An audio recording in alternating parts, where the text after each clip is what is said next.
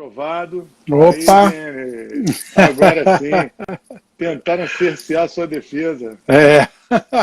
Já estavam palpitando aqui que era um problema entre o telefone e a sua estante de livros. Isso é um fato. Você me escuta bem? Escuto bem, escuto Isso, bem. isso Escuto bem. realmente é um fato. Você sabe que há 3 meses atrás, 4 meses atrás, eu não sabia nem colocar foto no Instagram. Eu te compreendo perfeitamente, que há 4 meses atrás eu estava nessa. Pode ficar tranquilo, uma hora a gente aprende.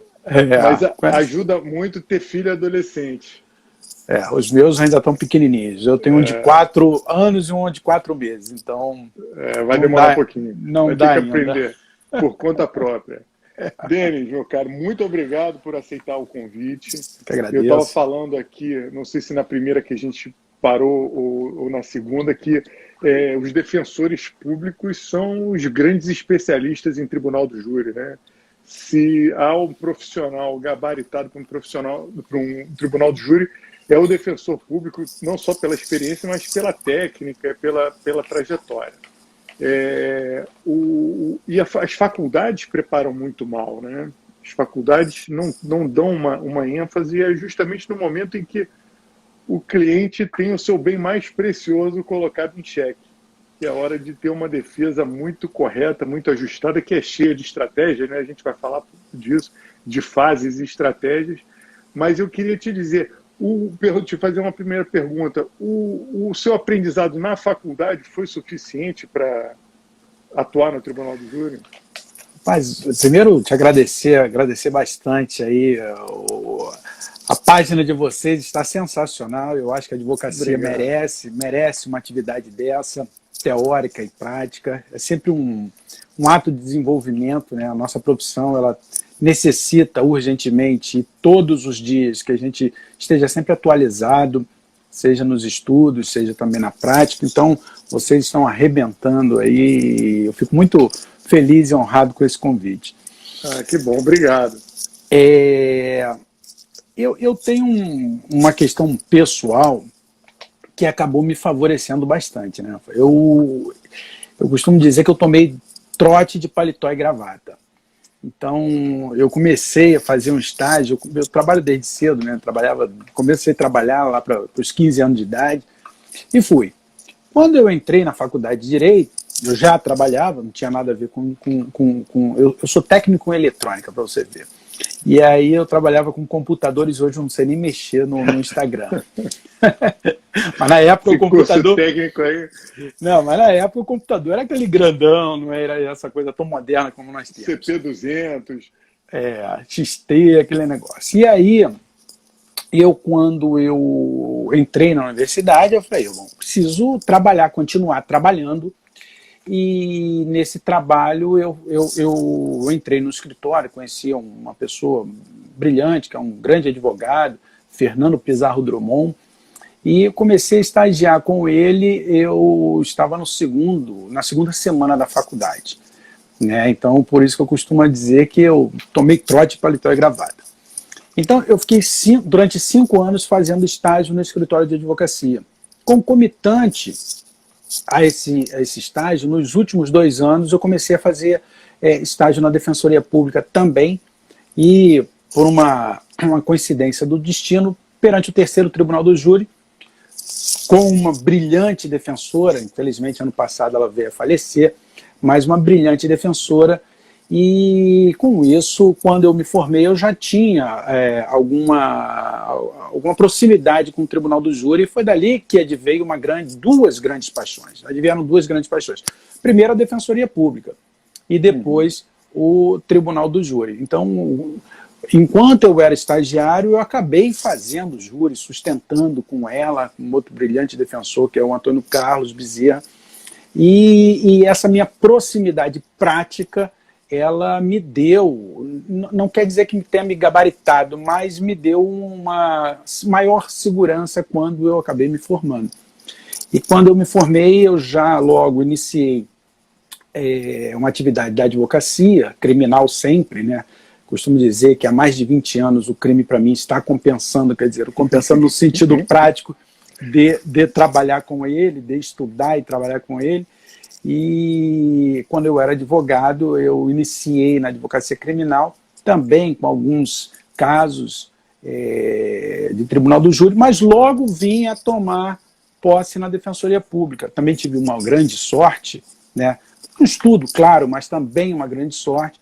Um ano apenas de formado, eu já iniciei na Defensoria Pública. E quando você inicia na Defensoria Pública, né, no cargo público em si, mas na Defensoria Pública, você já é jogado lá na prática.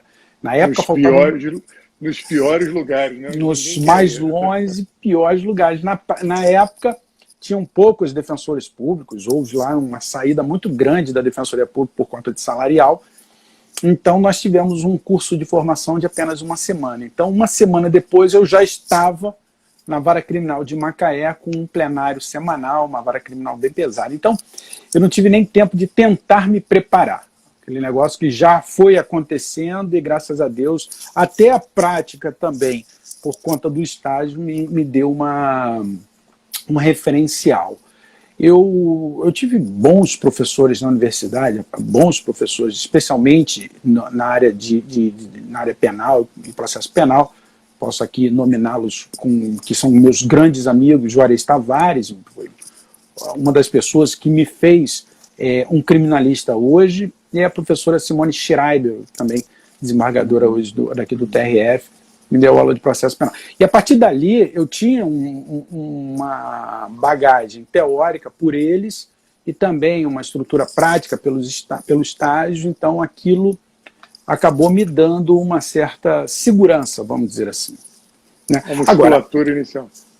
A faculdade, todas as faculdades, seja no âmbito do direito, em qualquer outro, salvo aquelas bem práticas, como medicina, ela nos dá um aporte teórico muito grande. Agora, se o aluno ele não correr pelo lado ali, buscar, eu falo isso sempre para meus estagiários, acaba de fato, ao final, não sendo tão assim balizado na prática. E aí toma muita pancadinha na cabeça até começar a realmente se estruturar na prática. Então, o estagiário, o estudante de direito, ele tem que procurar, por enquanto que está na faculdade, também uma proximidade dessa prática. O Tribunal do Júri é sempre uma casa de apaixonados, né? Grandes amigos meus, professores, levam os alunos dele ao Tribunal do Júri. O professor Tiago, a própria professora Simone, o professor Tiago da Fundação Getúlio Vargas sempre leva, Tiago Bottino, sempre leva os seus alunos lá de primeiro período. Simone Schreiber também sempre recomenda, o pessoal da Unirio, a Vitória Suló, professora da PUC, sempre me leva lá os seus alunos, e a partir dali eles começam a ter uma proximidade, uns até se tornam meus estagiários, e espero que continue nessa proximidade. A mosca do Tribunal de Júri, que quando pica não tem jeito, né? Todo mundo fica com... Tem o pessoal de Macaé aí, ó, te falando, ó, meu amigo professor, no estágio em Macaé, aprendi muito com você. Olha que bacana, olha que bacana. Mas então, aí agora com um amigo em comum, um amigo acho que até brigou comigo nas últimas eleições, o Rodrigo Pacheco, defensor público geral. Brigou? Amigo, uma pessoa, tô brincando, brigou assim, a gente se afastou politicamente, digamos assim, mas não brigou não, minto. O Rodrigo é um cara querido, gente muito boa. Muito. Ele, um papo uma vez, eu que brinco com ele, que ele brigou comigo, num papo uma vez, ele me disse que é muito comum os advogados assumirem os processos criminais, fazerem toda a fase de instrução e tudo mais, e que abandonam na hora do Tribunal do Júri e acaba no colo da Defensoria. Como é que é essa dinâmica? Como é que funciona isso? E até o compromisso do advogado, quando ele assume o cliente, até o plenário, o pessoal não faz, não quer fazer, tem medo de fazer. Qual é a engrenagem para fazer essa coisa funcionar? Eu penso, eu estou nisso há 25 anos, né? Desde a faculdade até hoje, mais de 25 anos. E eu penso que houve uma alteração da advocacia muito grande, né? Antes, inclusive, dos meus estágios, quer dizer, aquela advocacia antiga dos grandes tribunos, o tribunal do júri era a casa, era o espelho da advocacia, né? Então, nós conhecemos brilhantes tribunos antigos, a história nos mostra isso, a leitura do Evandro Lins e Silva, do Evaristo e muitos outros, nos mostra isso. Só que, com a evolução social, você sabe que há uma mudança, né, até mesmo de atividade econômica. E acaba que a advocacia, ela começa a tendenciar para um outro ramo, né, a grande advocacia começa a tendenciar para um outro ramo, os grandes advogados começam a trabalhar os processos em ordem econômica, financeira, os crimes de colarinho branco. Então, há um certo êxodo durante um bom tempo da advocacia para o tribunal do júri. Permanecendo lá alguns advogados, claro, até ontem mesmo tive um grande advogado, Neville, que é o antigo do Tribunal do Júri, permanece, mas há um certo êxito e durante um bom período houve uma lacuna de grandes advogados no Tribunal do Júri. Acho que hoje está retornando essa atividade. Nós temos aí grandes também, jovens e grandes advogados, do exemplo aqui, Igor de Carvalho está arrebentando aí, fazendo júri pra caramba aqui na capital e no Rio de Janeiro. Mas a grande questão é que muitos advogados adentram um processo criminal e não tem uma especialidade no Tribunal do Júri. E o Tribunal do Júri, de fato, é uma ambiência em que amadores não dão muito certo. Tá? Não estou criticando a advocacia, não. Mas eu estou dizendo que nós temos que ter reais estratégias na defesa para que não haja um problema de uma pessoa ali, naquele momento, acabar sendo condenada. Então, muitos advogados... E também tem a questão dos honorários, acaba sendo algo pesado para muitos acusados, e acaba sendo aquele momento mais simples, que é a primeira fase, porque é muito parecido com um processo criminal comum, mas na segunda fase, onde nós temos realmente o plenário do júri, onde que a defesa brilha de fato, onde faz a real diferença, mas onde que tem uma extrema responsabilidade. Infelizmente, isso é uma realidade, tá? Muitos... Deixa eu fazer uma perguntinha te interrompendo aqui, só porque você falou desse negócio de advogado e dentro desse contexto da pergunta que eu te fiz, tem que ser hipossuficiente para ser defendido no júri por defensor ou não? Porque eu, por exemplo, se tivesse o caso, eu queria ser defendido por defensor. Não, na verdade, num processo crime, independentemente do tribunal do júri ou qualquer outro, não há necessidade da hipossuficiência financeira, né? Basta que não haja uma defesa técnica.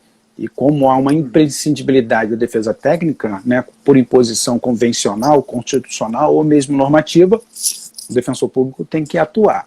A Constituição não é o juiz que nos nomeia, o juiz não nomeia nunca a Defensoria Pública, a Constituição já instituiu, portanto, a nomeação ela é constitucional. Bastando que não haja advogado constituído, o defensor público irá atuar. Em Macaé, por exemplo, em cidade pequena, cidade do interior, Macaé, já defendi diversas pessoas com grande poder econômico, porque você acaba sendo...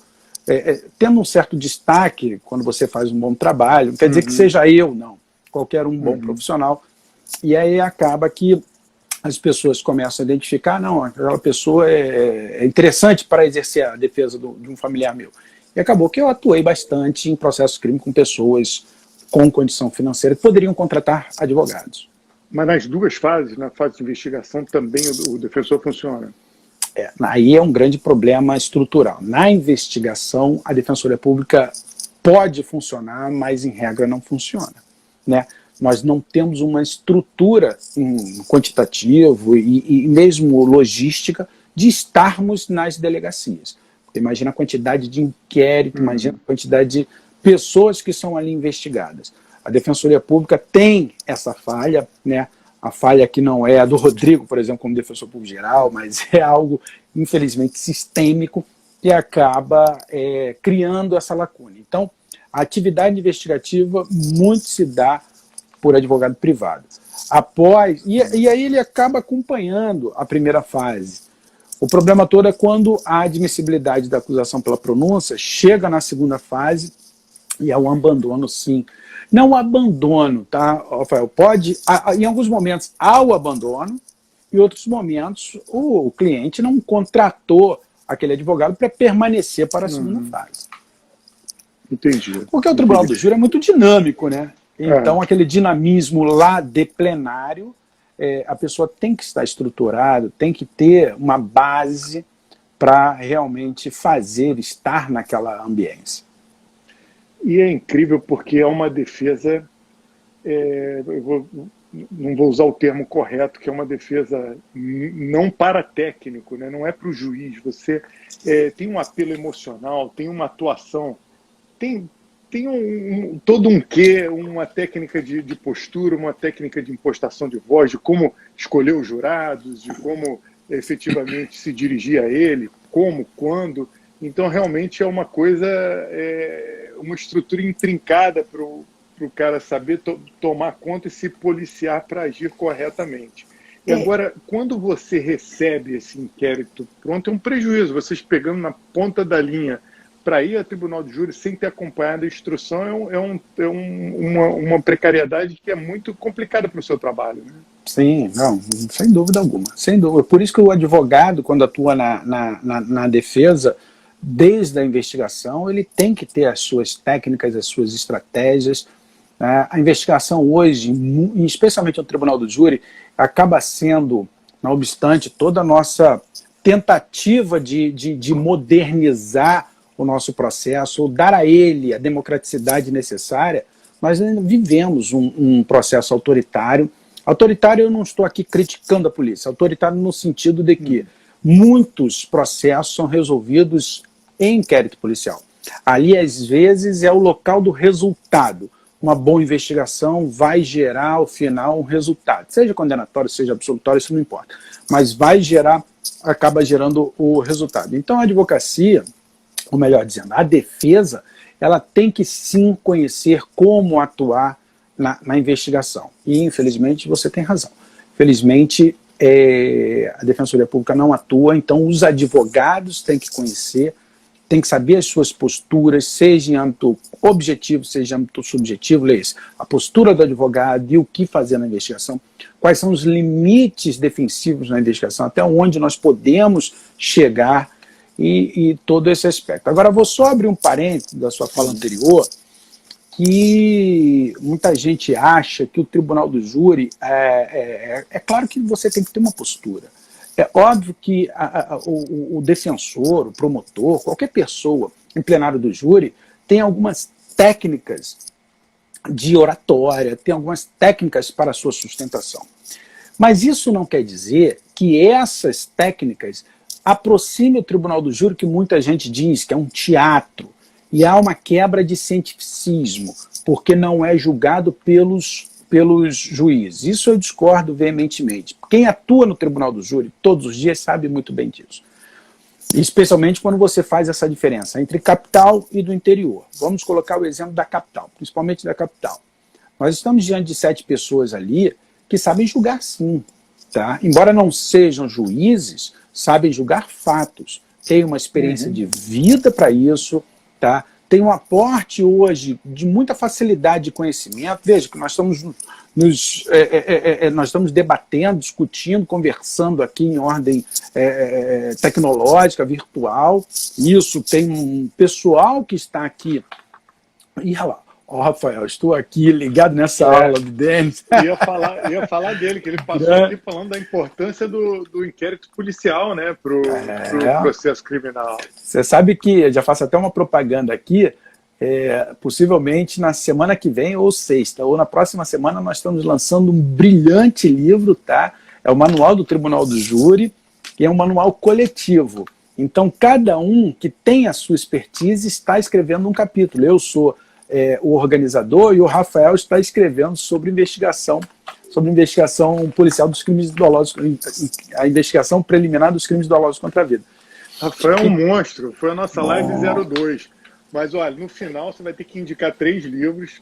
Esse aí já tá contabilizado. Mas faz favor depois de repetir Tá. Mas e ainda tem não só que você, além de tudo, é polivalente, né? Que você também tem um curso específico para Tribunal de Júri, que a gente vai falar depois também, por favor. Tá. Então, o que acontece? As pessoas têm essa noção, especialmente quem não atua no Tribunal do Júri, que essa quebra de cientificismo, porque o julgador não é um juiz togado, acaba que as partes tendem ao emocional e não ao técnico. Isso não é a verdade. Isso realmente não é uma verdade. Tá? É um mito. É um mito. Agora, você tem que ter uma linguagem, uma oratória, uma linguagem corporal? Claro que você tem. Ontem mesmo, foi ontem, um dia desse eu estava aqui num debate sobre o Tribunal do Júri, e você pensa o seguinte, você imagina o seguinte, você é um advogado que vai sustentar no Supremo Tribunal Federal, às 5h30 da tarde, onde o plenário já começou desde 1h da tarde sustentando. E você, roboticamente, vai utilizar 15 minutos da sua sustentação. Boa tarde, boa noite, senhores ministros, ou no Tribunal de Justiça, no TRF. Ninguém vai prestar atenção. Veja, todo esse aspecto emocional, esse aspecto da linguagem corporal, da oratória, ele é necessário para que haja uma comunicação. Se eu começar, ainda que com conteúdo, comece a falar baixinho aqui, as pessoas no Instagram vão começar a falar, começar a não querer estar aqui. Então nós temos que, claro, nos fazer presente. E no plenário do júri nós temos que pensar o seguinte, aqui na capital, nós começamos o julgamento por volta de 1h da tarde. Existem julgamentos que duram mais do que um dia. Imagina se você, durante 1h30, sustentar roboticamente, sem utilizar uma linguagem corporal, uma oratória, um volume, um tom, um ritmo, uma musicalidade na sua fala. Isso não quer aproximar o júri da teatralidade, não. Isso quer dizer que você utiliza meios de linguagem, de proximidade com o julgador, para que ele tenha uma receptividade daquilo que você está expondo. E veja, nas varas criminais, eu sou titular do Tribunal do Júri, mas vira e mexe eu estou acumulando uma vara criminal ou outra. Eu entro numa audiência, 1h da tarde, sai, sei lá, 7, 8 horas da noite, e ali são debatidos 10, 12 processos. E às vezes julgado 10 processos. No Tribunal do Júri, nós julgamos um processo só. E tem dias que o processo começa, nós vamos à tarde, noite, madrugada, chega até amanhã. E aí dizer que aquelas pessoas que estão julgando são leigas, não são não. Elas são aptas pra caramba a julgar, porque elas estão o dia inteiro debatendo com consistência e com responsabilidade acusatória e defensiva um processo. Chega ao final que todo mundo está apto a julgar. Mas, Denis, dificilmente será unânime. Claro que não vai ser unânime. Cada um tem as suas convicções. Tanto eu tenho a sua, a minha, você tem a sua, o promotor vai ter a sua. Então, essa falta de cientificismo do Tribunal do Júri, que é uma grande crítica que se faz, é feita muito por pessoas que não têm contato com o Tribunal do Júri. Porque... mas deixa eu... Sim, vai embora, porque... Me pergunta porque você sabe o seguinte, professor, defensor do Tribunal do Júri, quando pega a palavra, nunca mais para. É melhor você me cortar, porque Rafael sabe muito bem disso. Olha lá, um grande advogado que não é do Tribunal do Júri, não é da área criminal, mas é o grande processualista civil, está mandando Marcelo Mazola, Denizino, sabe muito. Vila Cabo Fiore. Vila Cabo Fiore é o local que ele já morou lá numa cidade aqui perto, e ele está aqui querendo falar sobre o local. Desculpa, Rafael. Não é pela falta de cientificismo, muito pelo contrário, é pela ciência específica da linguagem da comunicação. Eu acho que o Denis congelou aí. Eu acho que você que congelou. Para mim, você tinha congelado. Vai lá. Você ouviu? Ouvir, a falta de cientificismo... E não é a falta de cientificismo, é um cientificismo específico. Porque, por exemplo, um julgamento por um juiz ou um desembargador, ele, por mais que você fale roboticamente, monotonamente, ele pode até fugir, a sua palavra foge, e ele depois vai ter os autos, vai analisar, vai para o conforto do gabinete dele, vai sopesar e vai julgar.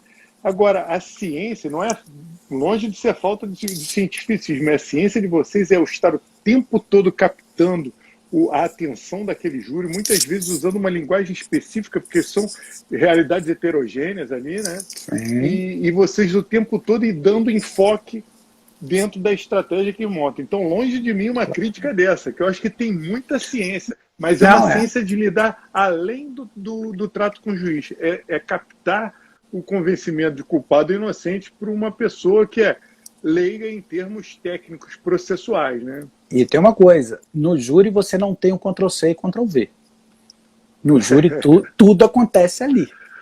E todas as nulidades têm que ser arguidas naquele momento, sob pena de preclusão. Tudo acontece, os detalhes acontecem, e os detalhes realmente acontecem no tribunal do júri, que faz total diferença para um julgamento, que também para um juízo monocrático faz. No entanto, é o que você falou, as diferenças, os detalhes melhor, num juiz monocrático, num tribunal, ele adentra ao gabinete e lá, dentro do gabinete, acaba se escondendo no sentido, né, entre aspas, do aspecto vivo da oralidade e julga muitos pelos detalhes. Ali no tribunal do júri, a macro-oralidade ela acaba sendo vivenciada.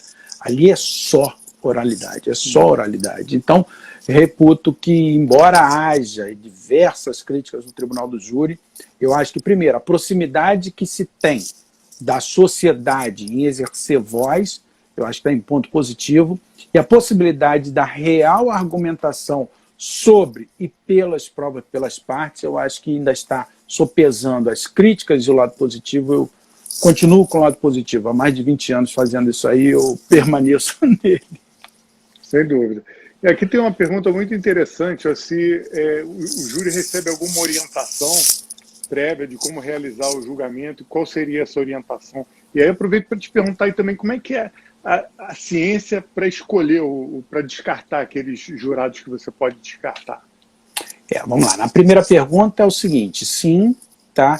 Quando há uma convocação dos jurados, e a partir da convocação são sorteados 25 jurados, comparecem lá para a instalação da sessão plenária, no mínimo tem que ter 15 jurados, mas no início da convocação, por exemplo, aqui na capital nós estamos fazendo de 2 em 2 meses. Então, no início desse bimestre, os jurados são chamados para uma reunião de apresentação, e essa reunião, o juiz-presidente explica todas as suas funções, o que pode, o que não pode, o que deve ser observado, o que não deve ser observado.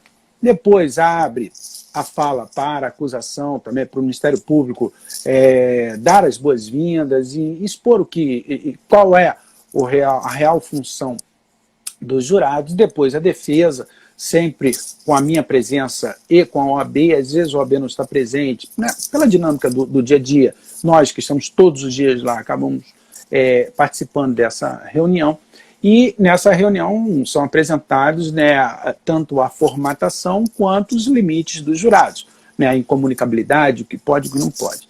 Esse é um ponto. Então são explicados minimamente o que eles vão fazer. Obviamente que não é explicado o conteúdo dos processos, até porque cada processo é julgado e os jurados conhecem um processo. Esse é um ponto interessantíssimo. O julgador conhece o processo naquele momento, o que deveria ser a regra em todos os processos, né? Quando o julgador, num juízo monocrático, recebe já a investigação criminal, ele já está completamente maculado quanto à sua imparcialidade objetiva, porque já conhece alguma coisa. O Rafael faz um brilhante trabalho de investigação. A partir desse brilhante trabalho, ele relata a sua investigação e manda para o Ministério Público. Aquilo ali não deveria fazer parte de um processo criminal, seja no monocrático, seja no Tribunal do Júri. Mas, infelizmente, é o que nós temos hoje na prática. Mas o Tribunal do Júri tem um ineditismo cognitivo ali. Eles conhecem aqueles fatos naquele momento.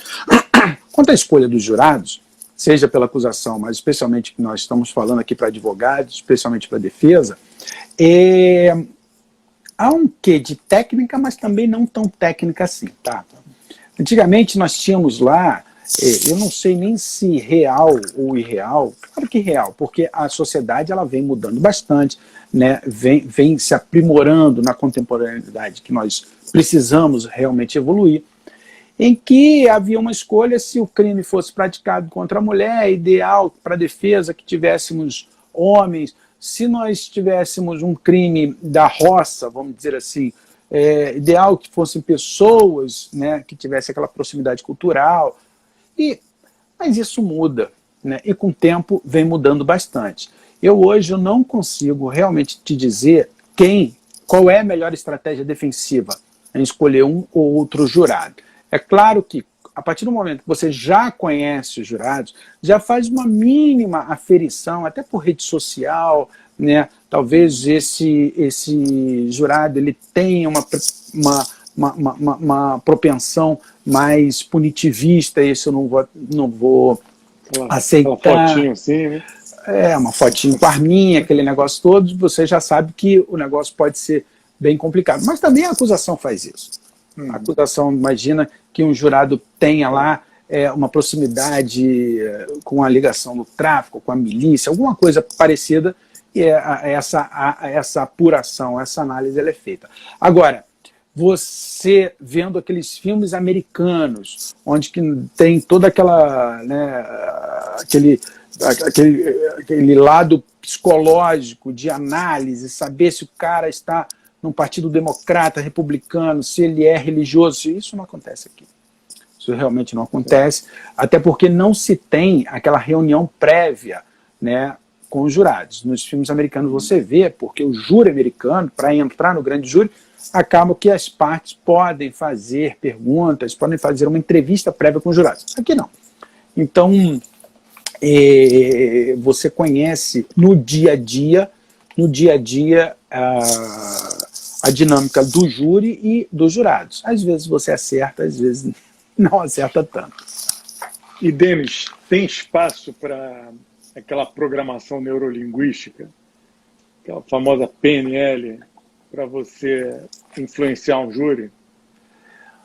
Olha, rapaz, o que eu estava te falando, tudo no nosso dia a dia, no nosso trabalho, né, e uma forma de convencer jogadores, você precisa de uma outra atividade para além do direito.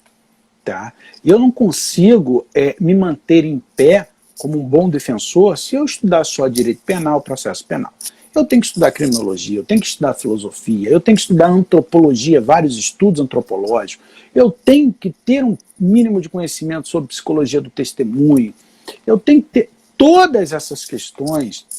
A neurociência é um tema muito interessante, que eu gosto muito, eu fiz muito trabalho no meu doutorado sobre neurociência, eu gosto bastante disso. Leio alguns livros, aí você pediu algumas indicações, vou dar uma indicação dessa para além do direito, elas são extremamente necessárias, tá? Mas essa necessidade é aquilo que te dá o alicerce para a sua atividade, inclusive defensiva. Não quer dizer que você, a partir delas, e a partir de uma atividade neurolinguística, você vai conseguir mover, mover não é a palavra bem usada, mas levar a um grande conhecimento ou a um líquido conhecimento do jurado. Você não vai, porque o julgamento ele é pautado em técnicas, em estratégias e provas, principalmente provas. Então, toda essa atividade ela acaba sendo necessária, mas não quer dizer que vai gerar um resultado. Você não faz ali, como eu estava falando para você, não faz ali um momento teatral, a dramaticidade ela é necessária, como nós estamos debatendo aqui, mas também no tribunal. A atividade de você conhecer pessoas a partir dos seus atos, das suas posturas, é importante, mas é importante em qualquer lugar. É importante em qualquer lugar. Você pensa quando nós éramos mais jovens, né, adolescentes, a gente só se aproximava das pessoas se elas olhassem para a gente. Porque se não olhasse, até pela nossa imaturidade, acabava sendo, tinha uma atividade, né, uma pessoa tímida, você não se aproximava das pessoas que olhavam para a gente. Agora, hoje você não vai se aproximar? Claro que vai. Oi, tudo bem? Você vai ter uma proximidade porque você tem, né, uma maturidade para aproximar as pessoas. E no júri é a mesma coisa. Quer dizer que a pessoa não olhou bem para você e está julgando contra você? Pô, isso não é uma realidade. Eu lembro que tem tinha um jurado em Maricá, que eu trabalhei muito tempo em Maricá. O cara tinha um sorriso aberto, mas era punitivista até não aguentar mais. Uma colega foi para lá e começou a fazer júri e falou assim: Denis, eu não acredito naquele cara. Aquele cara condenou todo mundo. Eu falei: olha, eu esqueci de te avisar, tinha que recusar. Ele é bom para tomar cerveja. Mas Denis, ele estava sempre rindo para mim, e eu ficava perto dele, ele ria para você, ele é um cara muito simpático, mas ele nem está te ouvindo. Então eu acho que essas coisas elas são importantes no nosso dia a dia. No júri faz diferença? Faz, mas não é aquela diferença que gere um resultado significativo. Um complemento, uma habilidade a mais, né? Para qualquer lugar.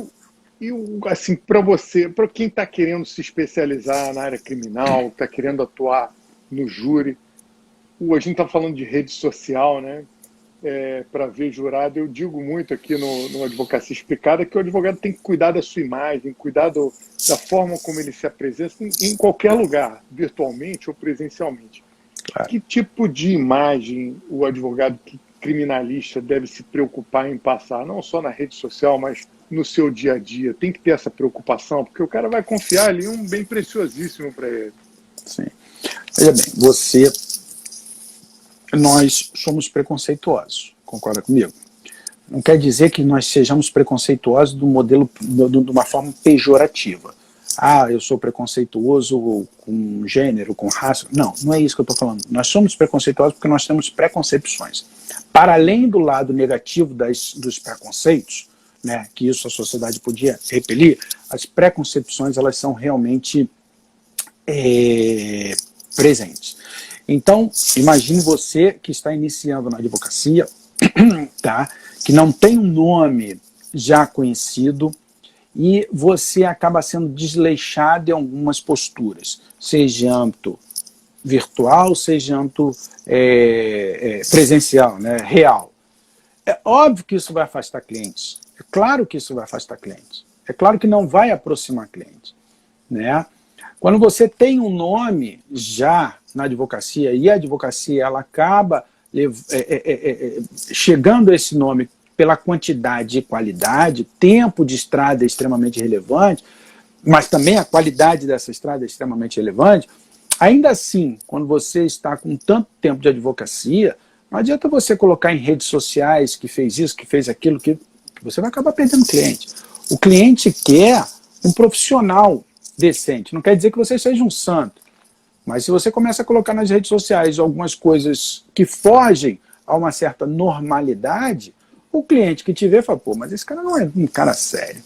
E aí eu não estou aqui falando que você não pode publicar um chopp no bar, nada, algo que extrapole a normalidade. Esse é o ponto. E para o jovem advogado é necessário ter essa vivência? Claro que é. A imagem acaba sendo realmente relevante. No entanto, eu digo, eu comecei a estudar na faculdade e nunca mais parei. Posso dizer até que antes da faculdade eu não estudava tanto, mas gostei do estudo, nunca mais parei. Estudo todos os dias. Ainda hoje, antes de nós começarmos, eu estava estudando.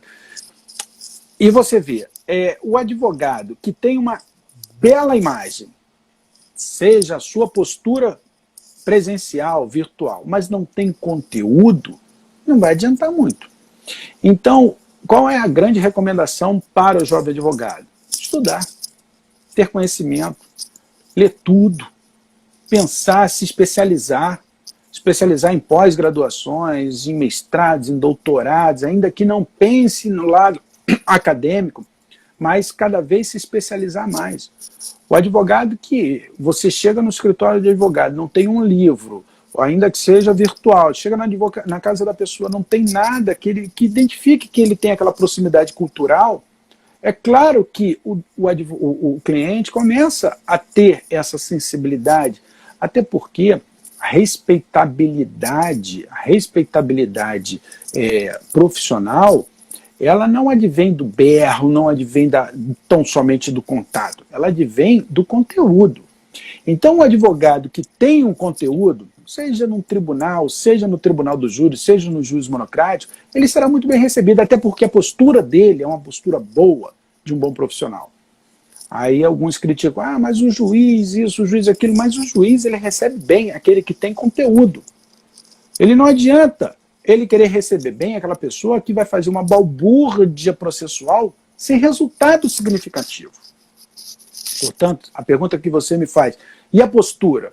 O advogado em âmbito virtual hoje, com a nossa realidade virtual, ou prática presencial, eu posso falar isso para além do Tribunal do Júri, que eu estou de paletó e gravata desde 95. Desde a faculdade que eu estou de paletó e gravata. Então eu vi todas essas ondas. E eu, na advocacia, eu tenho muito contato com a advocacia. Seja na época que eu advogava, hoje, porque tem muitos advogados, amigos, faço parte do Instituto dos Advogados Brasileiros, dos Advogados Brasileiros, e eu também vejo o dia a dia de um servidor público, como defensor público. Então, a postura é relevante, claro, mas, acima de tudo, o conteúdo é significativo para uma grande diferença profissional. Pô, perfeito. Você está abordando, está atropelando minha pauta aqui, né? Está antecipando todos os assuntos. Desculpa. Não, porque a gente está afinado. A gente escreveu um e-book, eu e Bruno, meu sócio, cunhado do Barilli, e a gente fala muito disso. Está até no link da bio aí, para quem quiser baixar. Legal. Da importância da imagem para o advogado, desde a captação na primeira imagem e da importância da comunicação, porque não adianta você zelar por toda aquela imagem instantânea baseada aí nessa questão de preconceitos, de você chegar e se apresentar bem para a pessoa, se você abrir a boca e botar tudo a perder, né? É isso aí. Tem uma frase que eu nunca sei a quem atribuir, que é: às vezes é preferível ficar calado e deixar que todo mundo pense que você é um imbecil do que abrir a boca e acabar com a dúvida. Então tem essa...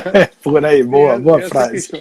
É importante o advogado ter essa imagem e se aperfeiçoar o tempo todo. Aí você falou em aperfeiçoamento constante, é outra coisa que a gente fala lá no e-book. Advogado que não estuda está fadado a abandonar a carreira, ou a partir para outra, porque vai ser sempre um frustrado, vai estar sempre reclamando do juiz, sempre reclamando da máquina da justiça, mas por si, pela sua carreira, ele está fazendo muito pouco. Então eu também tenho esse hábito de estudo diário, estou igual a você, não lia muito na faculdade, mas tomei gosto do meio para frente e aí a gente não para mais. Isso faz todo um diferencial, né? Então é muito bom ouvir você falar isso, porque a gente está batendo no pessoal aqui dia e noite a respeito disso. E hoje o acesso está muito mais fácil, né? Sem dúvida. Hoje o acesso está muito mais fácil. Hoje até aumentou a possibilidade pela pandemia, né? Porque existem muitas produções virtuais.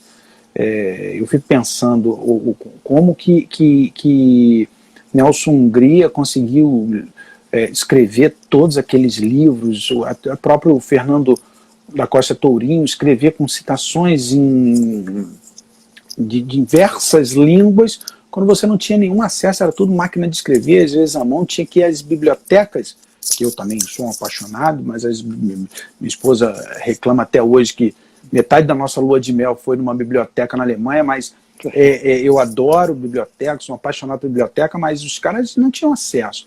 Hoje nós temos uma facilidade de acesso de informação danada.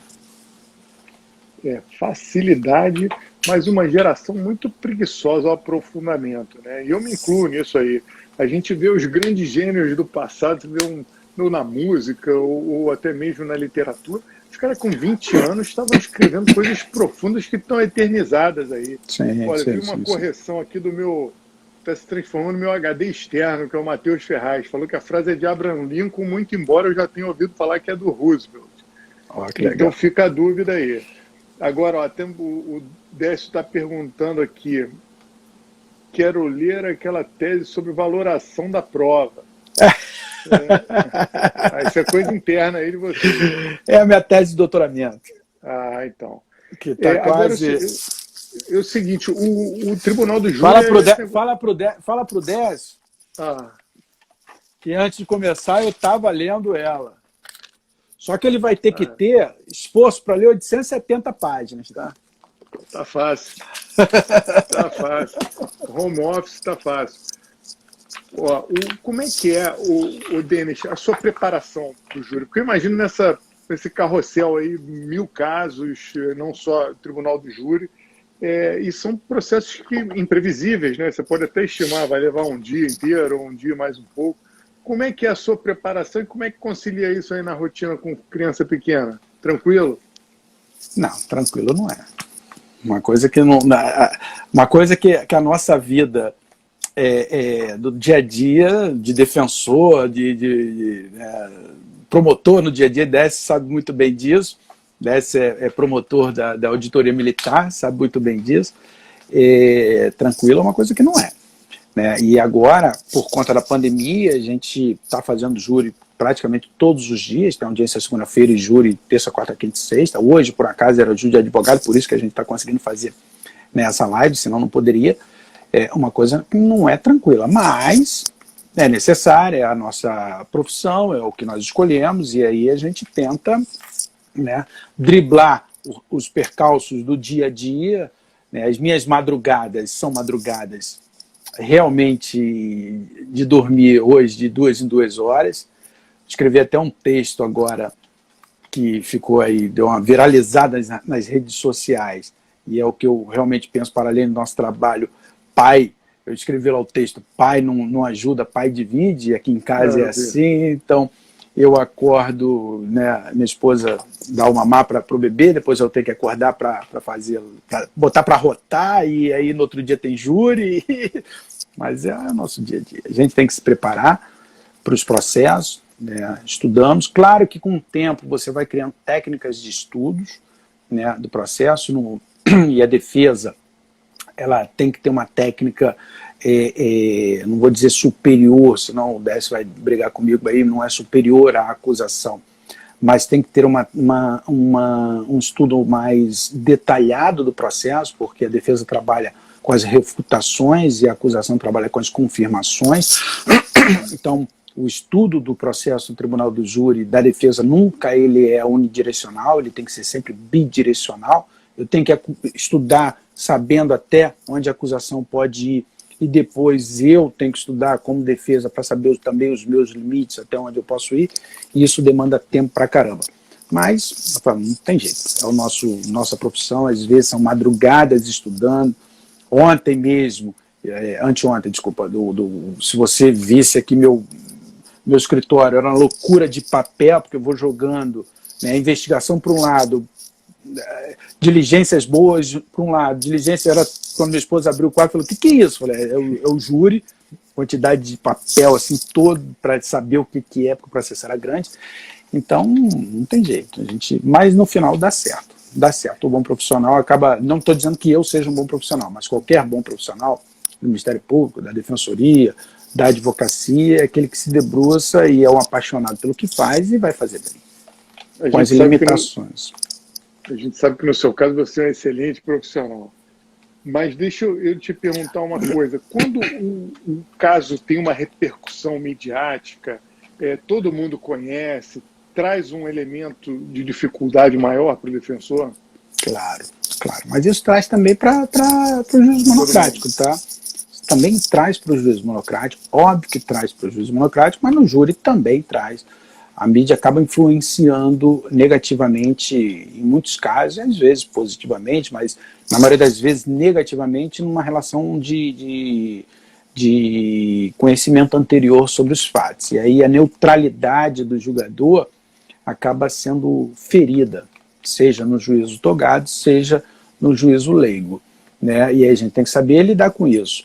Não tem, Denis, e aí como limitar? Isso não existe, né? Até porque a imprensa em si é um fator de liberdade nosso, é um fator de liberdade democrática, e todos têm o direito a receber boas informações reais, e há uma influência. E claro, nós estamos falando de crimes dolosos contra a vida, são crimes chocantes, são crimes que a sociedade, naturalmente, todos não aceitam porque retirou a vida de uma pessoa. É óbvio que há uma influência quando o fato é midiático. mas democraticamente a gente tem que saber lidar com isso. Realmente tem que saber lidar com isso, né? Acho que o maior desafio da profissão é aquele parente chato que fica te chamando de advogado de bandido, né? Ah, não, mas isso aí no início da carreira eu ficava...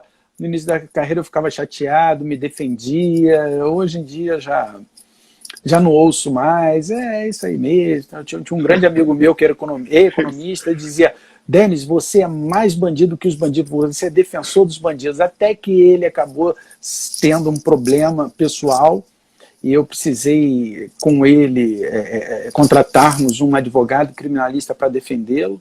E não sei se hoje, nunca mais ele falou isso, mas não sei se hoje ele pensa assim, porque todo mundo pode estar submetido a um problema, e um problema do direito, um problema criminal, né? E no tribunal do júri também, porque o tribunal do júri é aquele crime emocional, na grande maioria, não estou falando de tráfico, de milícia, né? De execução policial, estou falando no dia a dia, todo mundo pode sentar no banco dos réus, todo mundo pode sentar ali claro, tirando as pessoas que possuem lá foro prerrogativo de função, mas todos estão submetidos porque os limites da racionalidade, quando nós temos um lado emocional que extravasa, é um limite que a gente não pode chegar a ele, quer dizer, a gente não pode se deparar com essa situação, porque às vezes a gente não sabe quais são os nossos limites, né?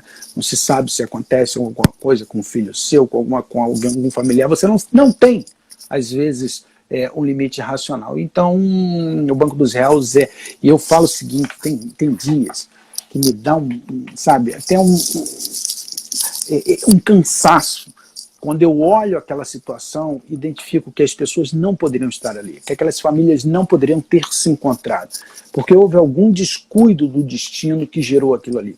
Porque a vítima, ela não deveria ser vítima, o réu não deveria ser réu, porque alguma coisa aconteceu com o destino que chocou ali e gerou. Muitos trabalhadores, pessoas que não são envolvidas com nada, acabam sentando no banco e condenadas, porque fizeram um fato muito danoso e aquilo me dá um desgaste pessoal, porque você está defendendo uma pessoa que praticou o pior dos crimes, mas não deveria ter praticado. Então, a família da vítima não deveria estar ali, a família do réu não deveria estar ali. Mas esse é o nosso dia a dia, infelizmente. Nós temos uma sociedade que perdeu um pouquinho dos limites da violência e acaba chegando ao ponto que nós chegamos no Tribunal do Júri. Mas é o nosso dia a dia. Que depoimento, dá até um desassossego ouvir isso. Mas é a realidade. O júri é interessante por isso. O júri, ele não como eu disse para você, ele não tem Ctrl-C, Ctrl-V. E eu falo isso para todos os jurados, especialmente aqueles que entram ali pela primeira vez no Tribunal do Júri e ficam com certo receio, com certo medo, com certo desconforto. Pô, eu não queria estar aqui e tal. Eu sempre falo para eles, olha, isso aqui é uma missão, vocês foram escolhidos, tá? E eu tenho certeza absoluta, vão estar cansados, vão perder um dia de trabalho, não vão receber por estarem ali, tudo isso. Porém, 2 meses trabalhando aqui, vocês vão ver que vocês vão ter outra postura. Se para melhor ou para pior, não sei. Sei que outra postura vão ter. Porque ali é a vida vivida. É a realidade. E eu te falo, Rafael, 50% é direito, 50% é vida ali. A grande maioria das vezes. É a vida vivida. E é a vida que, infelizmente, nós podemos estar submetidos. Tá? Espero que nunca estejamos. Espero que trabalhemos lá sempre, como promotor, como defensor, como advogado, como juiz. Mas a proximidade que isso acaba gerando, não só nós, mas nossos familiares conhecidos, é uma coisa inimaginável ali. Ali é um local de tragédias. E as tragédias, elas estão próximas dos seres humanos. Não dá para você ter uma tragédia, o carro não faz uma tragédia sozinho. Então os seres humanos erram e acabam tornando aquilo ali não um romance, mas uma tragédia. Então, é o dia a dia. Que loucura. E o acaso também, né? Isso que você falou do acaso é profundo. Mas eu, se tivesse um pouquinho mais de intimidade com você, ia fazer uma piada infame daquele seu amigo economista.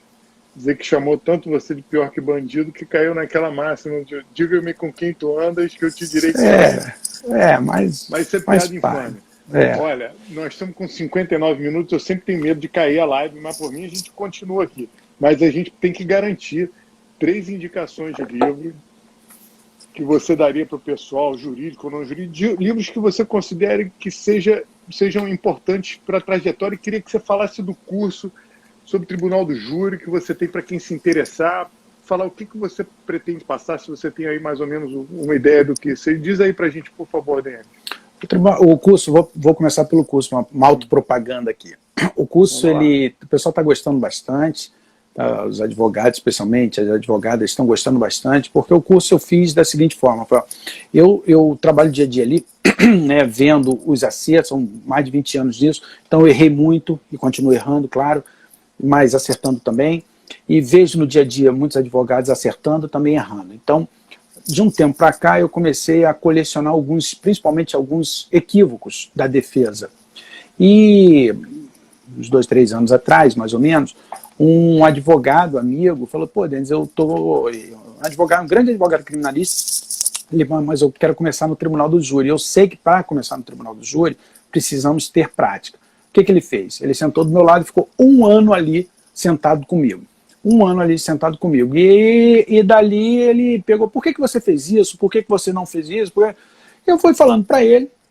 Ele falou, Denis, tu tem que colocar isso em prática. Tu tem que colocar isso para os advogados. Pô. Você tem experiência vivida ali, para além da teoria. Eu sou professor há 20 anos também. Mas, então, aí eu comecei a pensar nisso. E aí depois um outro advogado me chamou para fazer junto, que é o Igor de Carvalho, fizemos presencialmente, deu muito certo. Por conta da pandemia, eu fiz virtualmente sozinho. E o curso é Tribunal do Júri, Técnicas e Estratégias Defensivas, da investigação plenária. Então, são 8 horas de curso que eu pego desde a postura do advogado na investigação até o finalzinho do plenário, passando por todas as atividades, o que o advogado pode fazer, qual a testemunha que pode, não pode ser, e como vai inquirir a testemunha, vai recorrer, não vai recorrer. Ou seja, são questões teóricas, mas, acima de tudo, práticas. E o pessoal está gostando bastante. São 12 aulas, com 8 horas ao final, são aulas gravadas. É só acessar o site www.defesanojuri.com que vão ter as informações todas lá. O pessoal está gostando bastante. Que legal, que maravilha. Pô, fundamental para quem quer, né? Mais assim, reduzido, resumido e com técnicas de alguém com tanta experiência. Olha, o pessoal tem gostado legal, bastante mesmo. Até defensores públicos estão me mandando, tem até uns depoimentos lá que os defensores, pô, Denis, que legal. Defensores com experiência, que legal.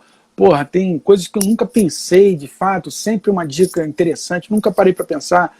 Ontem mesmo mandou um colega, advogado de Curitiba, mandou, Denis, fiz um júri semana passada, já tinha feito alguns, mas depois do seu curso eu tive uma outra postura em plenário, deu muito certo, a dica que você deu foi sensacional e fiquei bem feliz com tô bem feliz com os feedbacks, com o resultado do curso. Que maravilha, tem que falar com o Rodrigo Pacheco para assinar aí para a Defensoria Pública, pô. Isso aí é precioso. Você sabe que muitos defensores, colegas aqui do Rio, estão fazendo curso. É muito legal. Muito legal. Institucional. Uma experiência dessa tem que aproveitar. Olha lá, o Cristiane falando, esse é o único curso que fala da primeira fase. Eu falo da investigação, da primeira fase, da possibilidade de recurso ou não, e, acima de tudo, do plenário. Plenário, toda uma técnica necessária para você sustentar. E essa técnica é o seguinte, é interessante, eu estudei algumas coisas, claro, né, para expor no curso, e tem uma fala minha que acaba sendo importante para todos. Não existe orador nato. Ninguém nasce sabendo falar bem. Existe aquele orador, existe aquela pessoa que tem alguma dificuldade de falar em público, é claro, mas existe aquela pessoa que tem uma desenvoltura maior, mas o orador para o plenário, ele não é nato, ele se desenvolve a partir do conhecimento. Ele estuda, ele sabe que está ali, ele está sentado ali sabendo que vai falar, ele se prepara. Então, a terceira fase do curso é bem para isso, para a pessoa se preparar para plenário. Para que isso não aconteça, Rafael, que o advogado permaneça só na primeira fase e não venha para a segunda fase. Ele tem que continuar na segunda fase. Realmente tem que continuar na segunda fase. Até para dar um up nos honorários, né? Até para dar um up na carreira. Claro. Quer ser mais, tem que fazer melhor, né? Óbvio. Essa é a massa. Óbvio. Muito bom. Olha, vou te mandar meu e-book lá por meu singelo e-book. Não está nem bem perto desse doutorado aí. Eu vou te mandar o meu e-book também, Reflexões Defensivas, escritos de Direito e Processo Penal. Vou adorar. Mas antes disso, você tem 3 livros para indicar para gente. Não se esqueça. Então vamos lá, já que permaneceram com a gente aqui um bom tempo, tem o livro do Rafael Barilli, que é, eu vou indicar 4, do Rafael Barilli, que é Teoria do Caso, foi a dissertação dele de mestrado na UFRJ, brilhante livro, pena que eu não deixei separado. Tem o livro do Décio, que é promotor de justiça, estava aqui, em relação à imparcialidade do julgador, que é sensacional. Princípio da imediatividade, sensacional. Décio é um brilhante professor de processo penal e também foi a tese dele de doutoramento. Vou indicar o nosso livro, o Manual do Tribunal do Júri, que vai sair pela editora EMAIS, possivelmente semana que vem. Conclui, por favor. Eu sou o organizador do livro, né, que coordenou tudo, mas nós temos 46 autores e autoras. Estou aqui anotando tudo, até parece. Depois vai sair uma arte, depois a gente prepara uma arte para botar lá no feed. Vou te mandar depois. Ótimo. São 46 autoras e autores, vai ser um júri, vai ser um livro sensacional pelo seguinte, eu não busquei aqui no livro, vamos dizer, ideologias.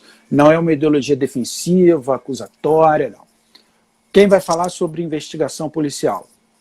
O delegado de polícia, 2 delegados, o Rafael e o Wilson. Quem vai falar sobre perícia? São peritos. Quem vai falar sobre antropologia no júri? A Isabel Nunes, antropóloga, também advogada. Quem vai falar sobre pesquisa? Fernanda Prates. Quem vai falar sobre direito penal? Juarez Tavares. Quem vai criticar o júri? Lênin Streck. Quem vai dar o suporte para nós? Fauzi Hassanchuk, Jacinto Nelson de Miranda Coutinho. Quem vai falar sobre o Ministério Público? São promotores, Saul Eilai, Márcio Schelle. Quem vai falar de defesa? Eu, a Renata Tavares, o Henrique Gelber. Quem vai falar de decisão? Juízes, Alexandre Abraão, Tula Mello e Murilo Killing. O livro está sensacional. O livro realmente está sensacional. O livro vem realmente sensacional. E eu não posso deixar de indicar melhor, eu vou ser injusto com os outros, mas um grande manual do Tribunal do Júri, lançado pela revista RT, uma pena que está ali em cima, mas eu deixo para você, que é do Rodrigo Faux e do Daniel de Avelar, que são 2 brilhantes figuras, um juiz de direito de Curitiba, do Paraná, não sei se ele está em Curitiba agora, acho que sim, e o Rodrigo, que ele foi na semana passada indicado, inclusive, como advogado do Tribunal Penal Internacional. Acho que é o 3º brasileiro advogado. Eu vi, habilitado lá, eu vi essa publicação. Isso. Nossa, ele e grandes parceiros, grandes amigos, eles são autores de um manual do Tribunal do Júri que está um espetáculo. Maravilha. E o curso traz a vivência prática. Aí no livro que você está organizando são questões mais teóricas? Teóricas, isso aí. O livro é teórico. E o curso são estratégias e técnicas defensivas realmente na prática.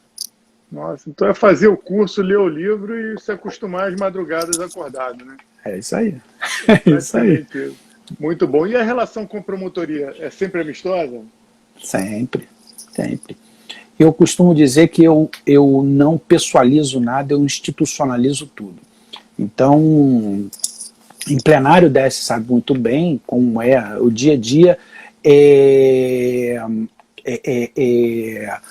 Nós fazemos o nosso trabalho. E olha quem surgiu aí.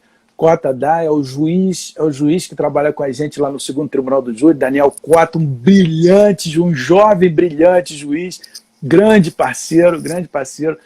Rapaz, o bichinho é novo, idade, mas tem uma maturidade fora do comum. Tá todo mundo convidado para a live aqui, hein? Esse cara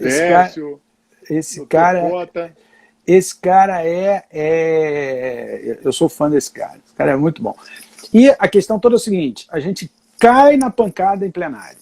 Cai, porque cada um está fazendo o seu, a acusação está fazendo dele, eu estou fazendo o meu, com ética, cada um lá, a gente tem muita ética, então eu posso tomar meu café e a acusação falar, não vai xingar minha mãe, eu posso estar lá falando que o Ministério Público pode ir fora, porque não vai ter qualquer tipo de problema, e para a advocacia é a mesma coisa. A respeitabilidade do profissional, ela tem como base a ética profissional. Então, quando você tem uma ingerência ética, você vai ser respeitado, você vai ser bem-vindo no tribunal, em qualquer tribunal. E o nosso dia a dia é um dia a dia que alguém falou, e o pau canta, de fato, brigas. Fechamos aquilo ali, a gente nem fala mais de processo. Aí é o momento de nós pessoalizarmos tudo. Então eu tenho 20 anos disso aí. Eu te digo, sou amigo de todos os promotores. Todos os promotores. Eu não tenho nenhum dissabor com qualquer promotor.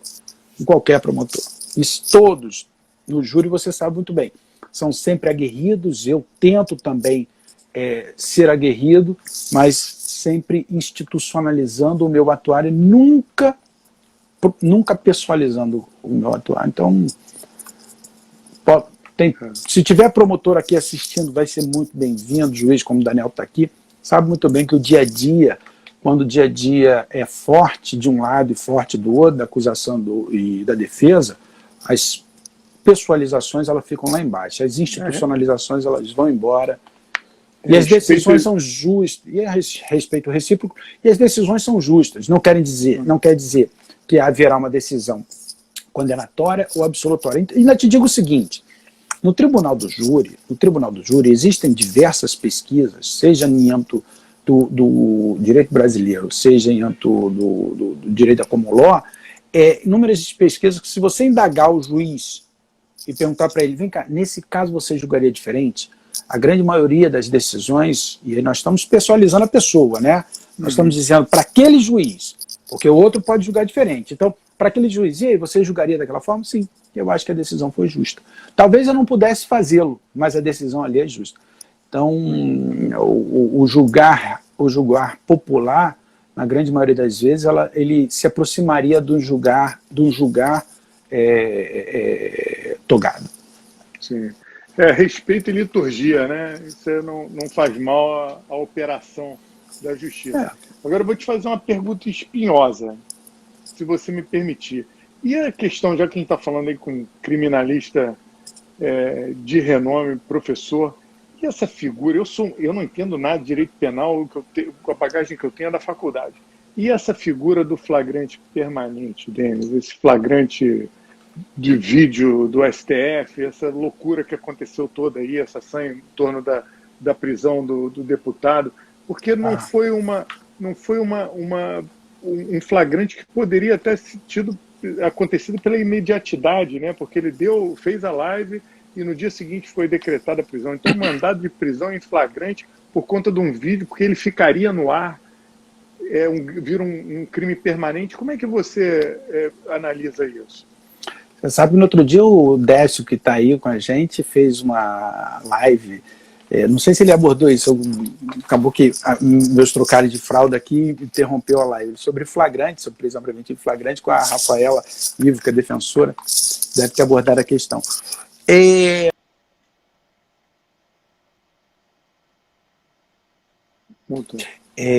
Mas está tranquilo. Olha, vamos lá, essa questão ela é uma questão muito delicada. Não, ela é espinhosa pelo seguinte, eu vou Esquece a questão política, tá? Porque eu não converso sobre política. Sim. Não converso com ninguém Técnico. sobre política. Técnico. E... foi? A internet da Rafaela deu pau e escapei do comentário. Foi quando ele fez a live lá sobre prisão preventiva e flagrante. Bom, a questão é o seguinte. Denis Sampaio que está falando, tá bem?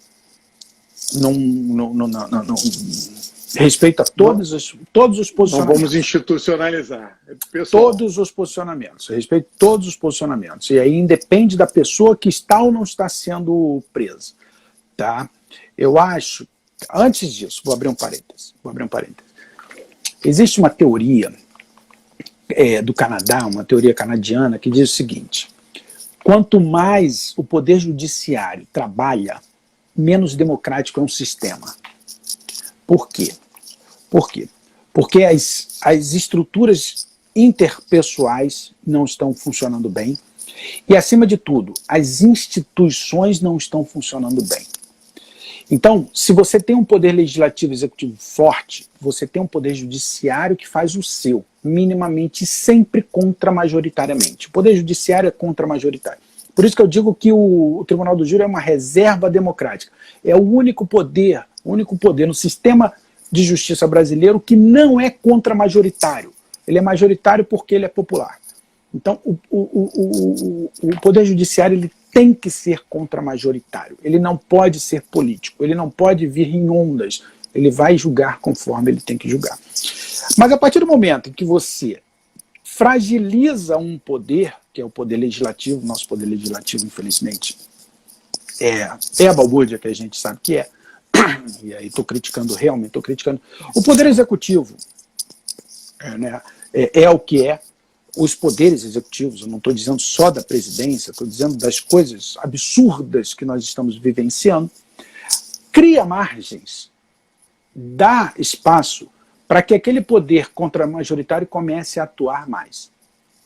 É o que nós vivenciamos, infelizmente, no nosso sistema brasileiro. O nosso sistema brasileiro é um poder judiciário forte, porque os outros são frágeis. E aí, por isso, nós temos um grau de democraticidade muito frágil, muito pequeno no nosso sistema todo, sistema constitucional. E isso gera margem para que juízes, ministros, desembargadores comecem a fazer algo que não deveria fazer. Veja o que nós estamos vendo da Lava Jato, que foi um absurdo que um juiz fez, que não deveria fazer nada do que ele fez, né? Para além do atuar dele como juiz, ele atuou como investigador, como acusador, como tudo. E todo mundo aplaudiu aquele senhor.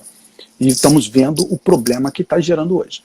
E o Supremo Tribunal Federal está agindo, não daquela forma, pelo amor de Deus, essa comparação não seria nada justa com os ministros, mas está agindo também, de certa forma, com ativismo que eu, Denis, não concordo. Então a instauração desse inquérito da forma como foi, eu já discordo. A decisão de uma prisão em flagrante por mandado, isso eu nunca vi, nunca estudei, para mim sempre foi novo.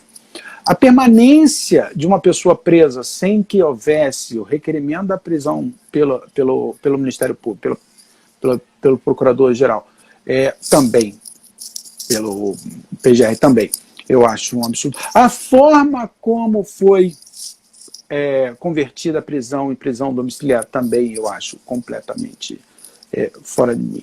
Eu acho que há, nesse ponto, sim, um flagrante permanente em alguns pontos, quando há um completo